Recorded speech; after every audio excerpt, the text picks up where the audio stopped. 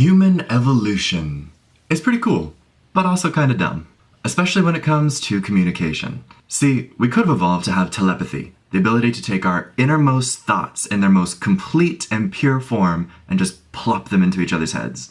But we didn't evolve that way. Which is really a shame, because if all of humanity could become telepathic for an hour, every single social issue that has ever existed would be solved, simply because we would fully and completely understand each other. Alas, in the real world, we humans are not telepathic, and we cannot show each other our actual true thoughts. We have to use words to describe them. But here's the problem with that. Language is very, very arbitrary. An example. I can think of this, and I can say the word chair, and then you might think of this. Now see, we're both technically right. These are both chairs.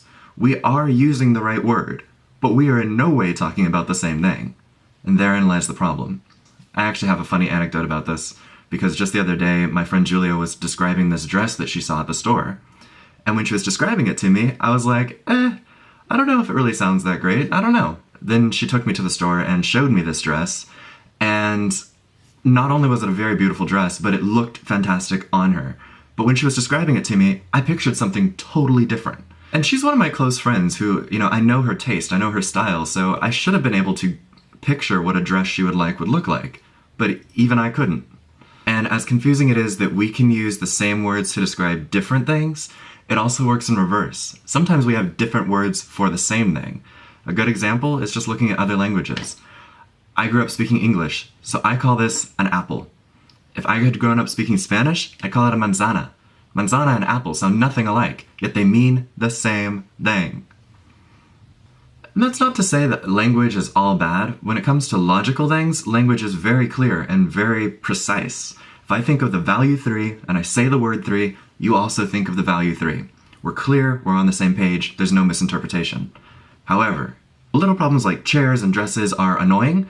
There are much bigger problems with language. If we can't even get those right, imagine the miscommunication that happens when someone tells another person that they love them, or that they hate them, or any complicated idea for that matter. The words we use to communicate our thoughts are always vulnerable to gross misinterpretation.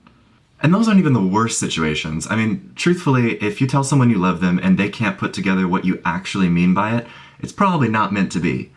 But there are worse situations in the sense that wars have been fought all throughout history over these kinds of misunderstandings. People have lost jobs, people have lost friends, and family members have disowned each other because they don't understand what the other person is trying to say, because language sucks. And I think we all have this kind of responsibility, knowing how arbitrary language is, that when someone sounds absolutely crazy to us, we need to listen even more. We need to make sure that we really understand what they're saying.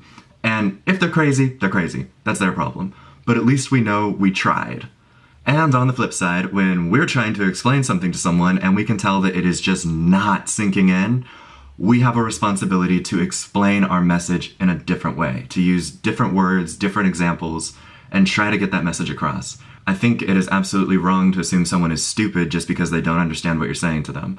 I think it becomes our responsibility to try and explain it in a way that they'll understand better. I think we also have a responsibility to remember that everyone understands something that somebody else doesn't. You know something that I don't know, and I know something that you don't know, and I think we would all be much happier people if we at least knew that. And meet each other halfway when it comes to communication. And it also is a little bit reassuring to know that we humans actually do have other ways to communicate outside of language. We do have nonverbal behavior, we do have art, we do have music. Those are all forms of communication. Even math, numbers, that is a form of logical communication. It's expressing an equation in a way that someone else can understand it. That is communication. But at the same time, knowing that there are that many ways to communicate also gets a little bit scary. Even us English speakers have communication barriers within our own language. So now imagine how complicated it gets when an English speaker is trying to speak to someone who speaks Japanese, or Italian, or Russian, or German, or any of the other multitude of languages that are out there. There's already a communication barrier the second you try to communicate. Add a language barrier on that.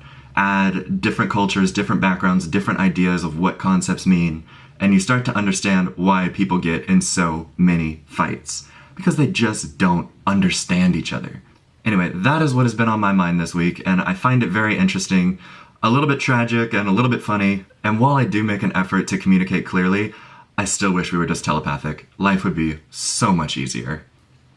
Anyway, that's all I have about that for now. So go down to the comment section and let me know if you have ever been grossly misunderstood by someone and what you did about it.